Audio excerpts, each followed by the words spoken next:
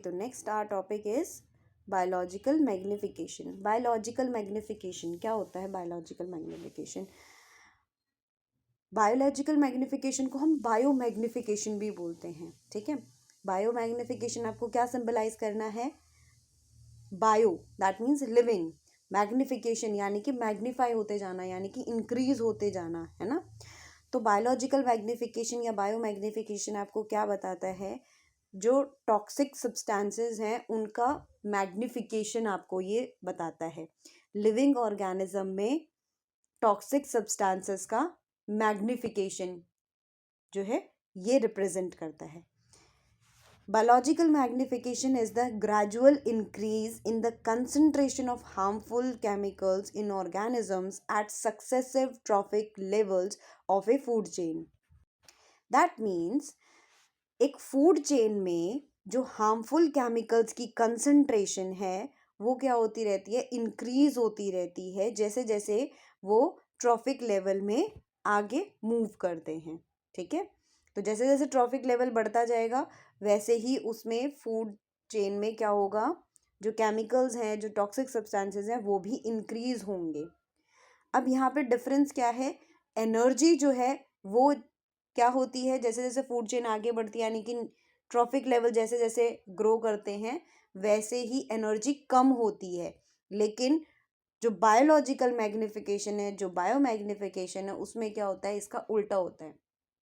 ठीक है, एनर्जी कम होती है लेकिन जो टॉक्सिक सब्सटेंसेस हैं वो क्या करते हैं? वो इंक्रीज होते हैं। एक फूड चेन में जब एक ट्रॉफिक लेवल से दूसरे ट्रॉफिक लेवल पे जाते हैं तो टॉक्सिक सब्सटेंसेस क्या हो जाते हैं? उनकी कंसंट्रेशन इंक्रीज हो जाती है, लेकिन जो एनर्जी है फूड की वो क्या हो जाती है? वो कम हो जाती है। नेक्स्ट, ये जो बायोमैग्निफिकेशन है ये क्यों अकर होता है? ये इसलिए अकर होता है क्योंकि जो नॉन बायोडिग्रेडेबल सब्सटेंसेस हमारे एनवायरनमेंट में होते हैं वही टॉक्सिक सब्सटेंसेस क्रिएट करते हैं, केमिकल्स क्रिएट करते हैं। ठीक है, next, concentration increases at higher trophic level. जैसे जैसे ट्रॉफिक लेवल बढ़ता जाएगा वैसे वैसे कंसंट्रेशन भी इंक्रीज होती जाती है ना।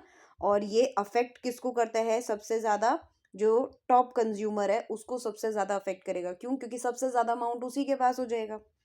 एग्जाम्पल्स हैं आपके पास केमिकल्स के, टॉक्सिक सब्सटेंसेस के: डीडीटी, मर्क्यूरी, एक्यूमुलेशन इन फूड चेन, जो कि फूड चेन में एक्यूमुलेट हो जाती हैं। यहाँ पे एक एग्जाम्पल आप देख सकते हो बायोमैग्निफिकेशन का। ये जैसे कि किसी इंडस्ट्री से केमिकल जो है जैसे कि डीडीटी हो गया या कोई हैवी मेटल हो गया, मर्करी हो गया, है ना, लेड हो गया, ये सब जो है फॉर एन एग्जांपल ये कहाँ पहुँच गए? वाटर में चले गए, है ना, किसी वाटर बॉडी में एंटर कर गए। अब आपको यहाँ पे जो अमाउंट दिख रहा है वो क्या है? वो बहुत कम है ना। वाटर में जो इन केमिकल्स का अमाउंट गया है वो बहुत कम गया है। फिर इनको फाइटोप्लैंक्टन्स खाएंगे, फाइटोप्लैंक्टन्स को जू प्लैंक्टन्स खाएंगे, तो उनमें अमाउंट क्या होता जाएगा? बढ़ता जाएगा आगे। अब जैसे जू प्लैंक्टन्स को स्मॉल फिश खाएगी उनमें कंसंट्रेशन क्या हो जाएगी? और ज़्यादा इंक्रीज हो जाएगी। जैसे यहाँ पे आपको दिख रहा है 0.04 है जू प्लैंक्टन्स में, स्मॉल फिश में क्या हो गया? 0.5 हो गया, यानी कि इंक्रीज हो गया। फिर लार्ज फिश में 2 हो गया, दैट मीन्स और इंक्रीज हो गया। और इन दी एंड जो बर्ड्स हैं उनमें कितना हो गया? 25। क्यों? क्योंकि उन्होंने और ज़्यादा फिशेस को खाया तो उनके पास कंसंट्रेशन कितना हो गया टॉक्सिक सब्सटेंस का? 25, है ना। यानी कि अब इनके सर्वाइवल के चांसेस क्या हैं? कम है। क्यों? क्योंकि इनके अंदर टॉक्सिक सब्सटेंस इतना ज़्यादा हो गया कि अभी कैसे सर्वाइव करेंगे। नेक्स्ट हमारा टॉपिक है how do our activities affect the environment. Environment को हमारी एक्टिविटीज़ कैसे अफेक्ट करती हैं? तो मेन 2 टॉपिक्स हैं यहाँ पर जिनको हमें कवर करना है। The very first is ozone layer and how it is getting depleted. ठीक है, ओजोन लेयर क्या है? ओजोन लेयर और ये कैसे डिप्लीट हो रही है। Next topic is managing the garbage we produce. जो गार्बेज हम प्रोड्यूस करते हैं उसको हम कैसे मैनेज करें। So the very first topic is ozone.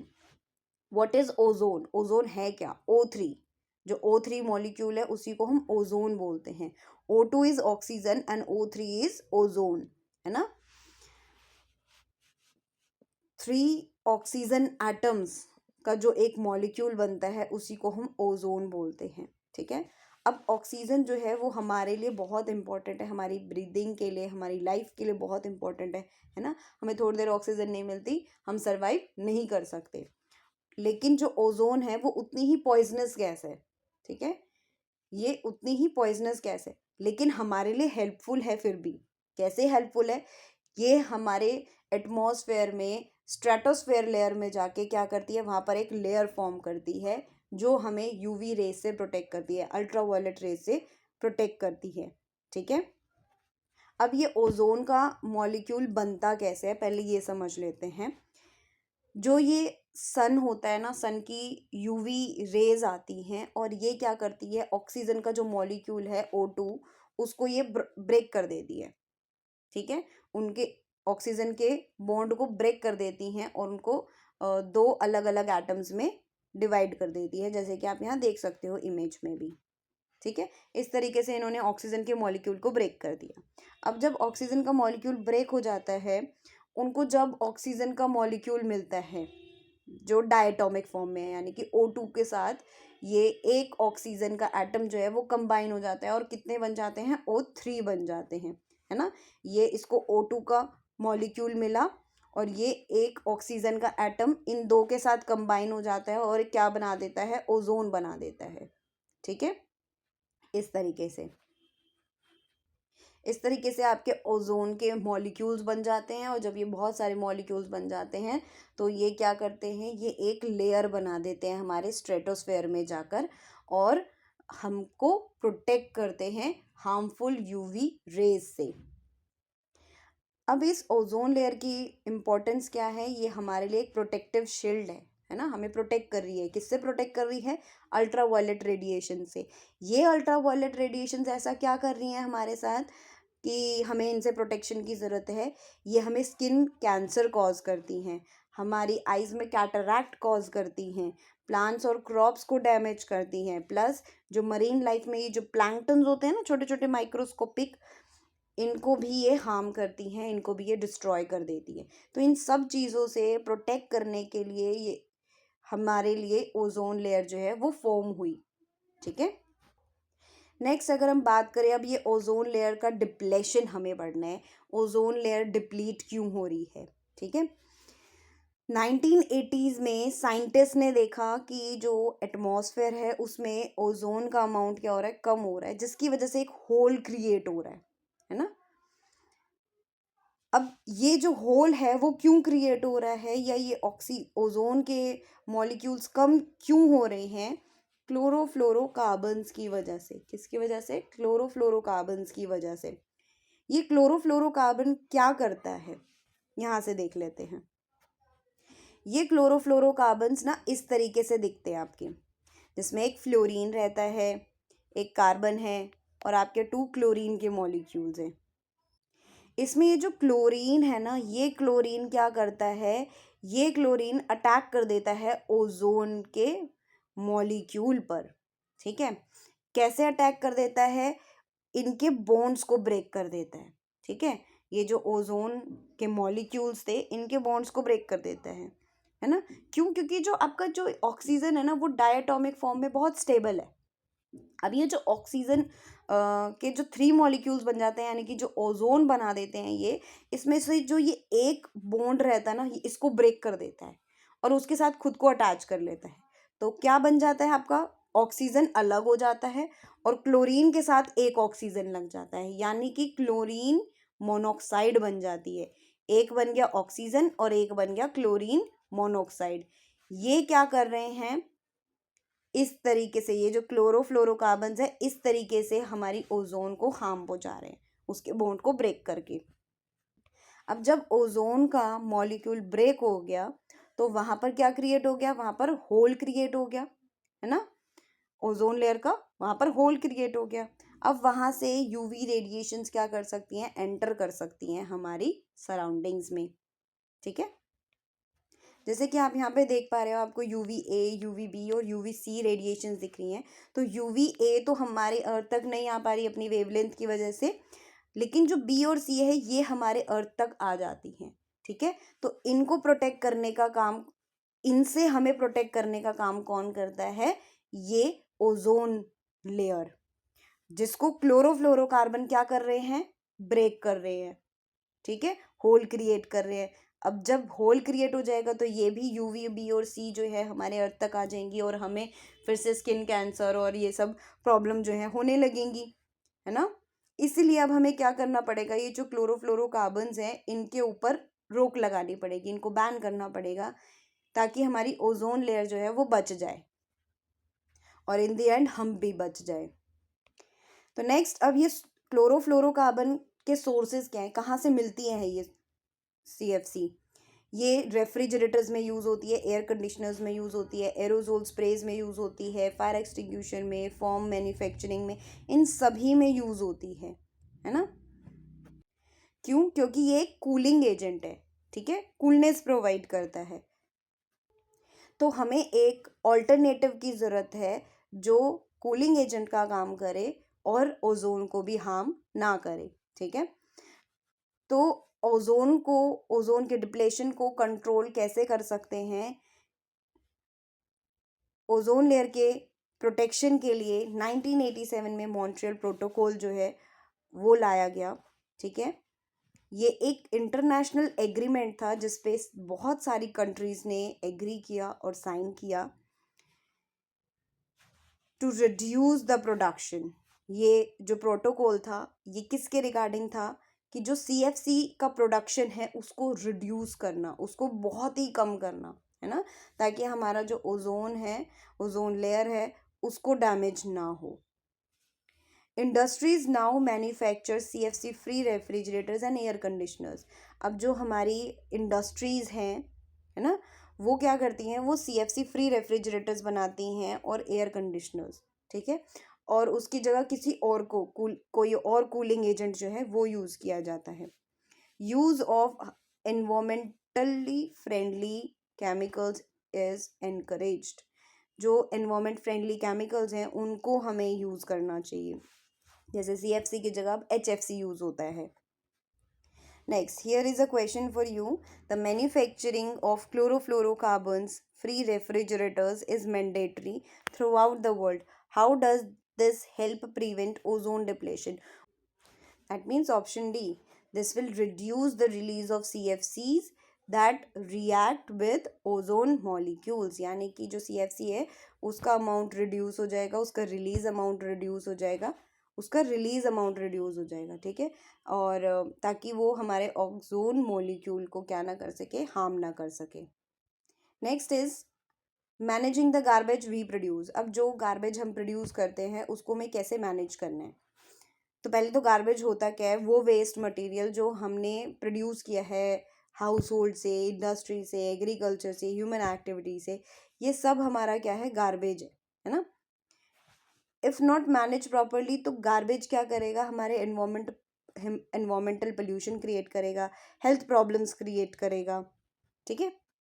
तो इसको मैनेज करना ज़रूरी है। अब मैनेज कब कर पाएंगे, जब हमें ये पता होगा कि हमारे पास कितने टाइप्स के वेस्ट होते हैं। तो हमारे पास 2 टाइप्स के वेस्ट होते हैं, एक होता है बायोडिग्रेडेबल और एक होता है non biodegradable waste. That means जिसे डिग्रेड किया जा सकता है बायोडिग्रेडेबल वेस्ट, जिसे डिग्रेड नहीं किया जा सकता वो होता है non biodegradable waste. Biodegradable waste, biodegradable, bio means living, degrade यानी कि रिड्यूस करना। तो एक ऐसा वेस्ट जिसको हम बायो और यानी कि लिविंग ऑर्गेनिजम्स की हेल्प से क्या कर सकते हैं, डिग्रेड कर सकते हैं, रिड्यूस कर सकते हैं, उसको हम बायोडिग्रेडेबल वेस्ट कहते हैं, ठीक है। दैट मीन्स वो वेस्ट जिसको ब्रोक डाउन किया जा सकता है माइक्रो ऑर्गेनिजम्स की हेल्प से, उसे हम बायोडिग्रेडेबल वेस्ट कहते हैं। और नॉन बायोडिग्रेडेबल वेस्ट कौन सा होता है, जिसको हम ब्रेक डाउन नहीं कर सकते माइक्रो ऑर्गेनिजम्स की हेल्प से, उसको हम नॉन बायोडिग्रेडेबल वेस्ट कहते हैं, ठीक है। अब यहाँ पे आप देख सकते हो ये जो बायोडिग्रेडेबल वेस्ट है इसको डिकम्पोज होने में कम टाइम लगता है, लेकिन ये जो नॉन बायोडिग्रेडेबल वेस्ट होता है इसको बहुत ईयर्स लग जाते हैं, हंड्रेड्स और थाउजेंड ईयर्स लग जाते हैं डिग्रेड करने में, रिड्यूस करने में, ठीक है। एनवायरमेंटल इम्पैक्ट क्या रहता है, ये जो आपका बायोडिग्रेडेबल वेस्ट होता है ये लेस हार्मफुल होता है हमारे एनवायरमेंट के लिए, और जो नॉन बायोडिग्रेडेबल वेस्ट होता है ये बहुत पोल्यूशन क्रिएट करता है हमारे एनवायरमेंट में। आपकी कुछ एग्जाम्पल्स हैं जो कि बायोडिग्रेडेबल वेस्ट के हैं, जैसे कि फूड का वेस्ट हो गया, वेजिटेबल पील्स हो गए, पेपर हो गया, लीव्स हो गए, कॉटन हो गए।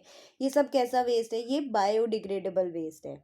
इस पे माइक्रो ऑर्गेनिजम्स एक्ट कर सकते हैं और उसको रिड्यूस कर सकते हैं। लेकिन जो नॉन बायोडिग्रेडेबल वेस्ट है वो कैसा होता है? जैसे कि plastic, glass, metal, synthetic chemicals, pesticides, इन पे माइक्रो ऑर्गेनिजम्स एक्ट नहीं कर सकते और इनको रिड्यूस नहीं कर सकते। यहाँ पे आपके लिए एक क्वेश्चन है, which of the following group is not biodegradable? इनमें से कौन सा ग्रुप जो है वो नॉट बायोडिग्रेडेबल है? यहाँ पे आपसे पूछ रहे हैं नॉट बायोडिग्रेडेबल, नॉट बायोडिग्रेडेबल यानी कि बायोडिग्रेडेबल नहीं है। दैट मीन्स कौन सा नहीं है? Option C, polythene bag, rubber band, ball pen.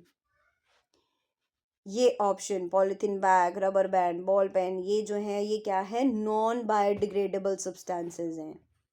Next यहाँ पर आपके लिए एक और क्वेश्चन है, observe the given image and write any two ways in which non biodegradable substances would affect the environment. तो कौन सी हैं वो दो वेज? एक तो है सॉइल पोल्यूशन, ये जो नॉन बायोडिग्रेडेबल सब्सटेंसेज होते हैं सॉइल पोल्यूशन क्रिएट करते हैं, और बायोलॉजिकल मैग्निफिकेशन भी करते हैं, है ना, फूड चेन में एंटर हो जाते हैं और जो टॉप कार्निवोर है उसमें इनका अमाउंट जो है टॉक्सिक सब्सटेंसेस का वो क्या हो जाता है? बहुत हाई हो जाता है। तो ऐसे ये जो नॉन बायोडिग्रेडेबल सब्सटेंसेस हैं हमारे एनवायरनमेंट को हार्म पहुंचाते हैं। तो अब ये जो नॉन बायोडिग्रेडेबल सब्सटेंसेस है ये हमारे एनवायरनमेंट को इतना हार्म पहुंचाते हैं, तो हम अपने गार्बेज को हमें मेंटेन करना चाहिए, है ना, उसको मैनेज करना चाहिए। तो कैसे हम मैनेज कर सकते हैं? सबसे पहले हमें अपने वेस्ट को सेग्रीगेट करना है, यानी कि सेपरेट करना है बायोडिग्रेडेबल और नॉन बायोडिग्रेडेबल वेस्ट में, ठीक है, तभी हम उन पे एक्ट कर पाएंगे। फॉर एन एग्जाम्पल, अगर आप इनको सेपरेट करते हो बायोडिग्रेडेबल को नॉन बायोडिग्रेडेबल को, तो आपको ये पता होगा कि किस पे आपको कौन सी एक्टिविटी परफॉर्म करनी है। जैसे कि कंपोस्टिंग, कंपोस्टिंग हम किस पे कर सकते हैं? बायोडिग्रेडेबल सब्सटेंसेस पे कर सकते हैं, क्योंकि इसमें क्या होगा? कंपोस्ट फॉर्म होगा जब माइक्रो ऑर्गेनिज्म उस वेस्ट पे एक्ट करेंगे। तो कंपोस्टिंग करने के लिए आपको कौन सा वेस्ट चाहिए? बायोडिग्रेडेबल। नेक्स्ट, अगर हमें ये पता होगा नॉन बायोडिग्रेडेबल वेस्ट है तो हम उस पर क्या यूज़ करेंगे? हम उस पर यूज़ करेंगे 5R प्रिंसिपल, लैंडफिल्स या फिर इंसिनरेशन। इंसिनरेशन जिसमें हम क्या करते हैं? बहुत हाई टेम्परेचर में बर्न करते हैं वेस्ट मटेरियल को। लैंडफिल में हम क्या करते हैं? लो लाइंग एरियाज में हम इन टॉक्सिक सब्सटेंसेस को, इन नॉन बायोडिग्रेडेबल सब्सटेंसेस को क्या कर देते हैं? उसमें ब्यूरी कर देते हैं, जिसको हम रीयूज्ड और रीसाइकल नहीं कर सकते उसको हम क्या कर देते हैं? वहाँ पर ब्यूरी कर देते हैं। प्लस 5R प्रिंसिपल का यूज़ करके हम क्या करते हैं? वेस्ट को रिड्यूस करते हैं ताकि हम अपने एनवायरनमेंट को प्रोटेक्ट कर सकें। आपका 5R प्रिंसिपल कौन सा होता है? ये जिसमें हम रिफ्यूज़ करते हैं, रिड्यूस करते हैं, रीयूज़ करते हैं, रीसाइकिल करते हैं और रीपर्पस का यूज़ करते हैं। इस तरीके से हम अपने गार्बेज को मैनेज कर सकते हैं, मेंटेन कर सकते हैं कि हमारा जो एनवायरनमेंट है उसको हार्म ना हो।